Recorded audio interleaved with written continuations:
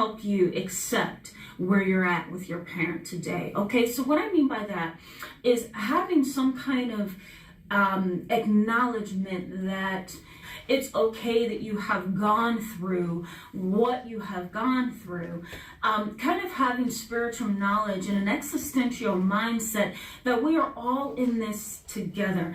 And some of us can cope well, while other times we can't cope very well at all, right? And sometimes we do things that aren't as positive or aren't as good as we would like them to be, or we think they should be, or other people think they should be. We're just coping the best we can with what we have, all right?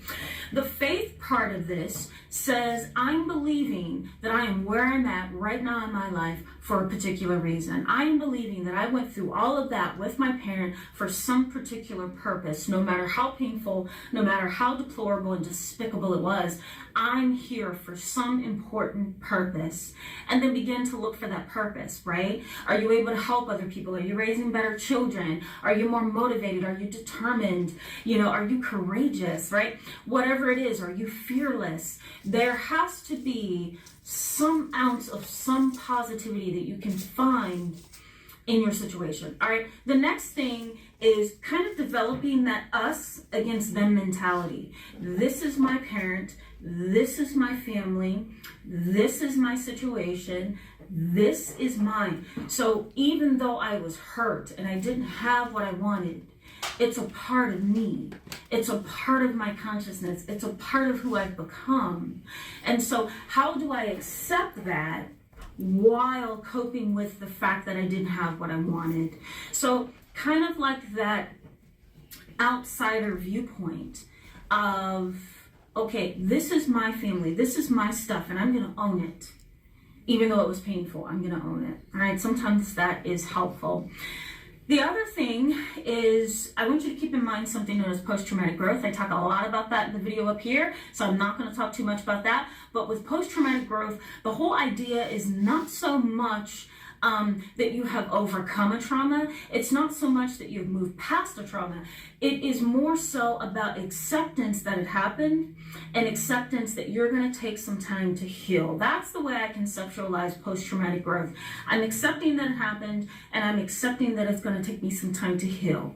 Okay, so kind of having that mindset of post-traumatic growth. Go ahead and catch that video, and you'll learn more about what I'm talking about there, all right? The other perspective that I want you to keep in mind is the meaning of life, right? So the way that you can kind of accept and grow from what you've gone through is looking at the fact that, okay, there's some kind of meaning that I can derive from this particular abuse. There's some kind of meaning that I can derive from this pain. There's some kind of meaning that I can derive from a parent that has put me through all of this. There's some kind of meaning that I can derive from who I am today. I may not be able to see it quite, but there has to be some purpose in what I've experienced. Okay, so kind of holding on to that faith that there's some kind of something to this that I don't understand that can be healing in and of itself. Okay, recognition of your parents' limitations can also be helpful. Okay, so were they mentally incapable? Were they mentally and emotionally limited? Were they psychologically immature? Did they have a physical handicap or disability that makes them who they are, right? So kind of conceptualizing your abuse through the lens of your parents' limitations. Okay, so they could do the best they could with what they have. I don't like how they did it, and I'm very upset, or I'm very hurt, or I'm very resentful, but I'm gonna accept that this is my hand of cards right now, right? This is the deck of cards I've been dealt, and I have to deal with this the best I can, right? So kind of conceptualizing your pain, your abuse through the lens of your parents' limitations, okay? The last thing is respect and agree. And what I mean by that, and I tell this to a lot of my clients as well, is I think abusive parents, it's so hard for me to put this into words, guys. Abusive parents can really cause you to hate them. But I think one thing is for sure, that, you have to respect the fact that, this is so hard for me to put into words. You have to be able to respect a parent who apologizes and says, I'm sorry that I have done this to you. I really wish I could have been a better parent. You have to be able to push past your pain, push past what they've done to you, and accept that they're apologizing to you in whatever manner they may do it. Some parents are so prideful that they won't say, I'm sorry. Sometimes they will just give you money or write you checks. I feel like I'm going out of focus, guys. I'm sorry. There we go. All right. Sometimes a parent is not going to verbalize, I'm sorry. Sometimes they will write you a check for college. Sometimes they will pay your bill. Sometimes they will buy you something. Sometimes they will watch your children and be a better grandparent.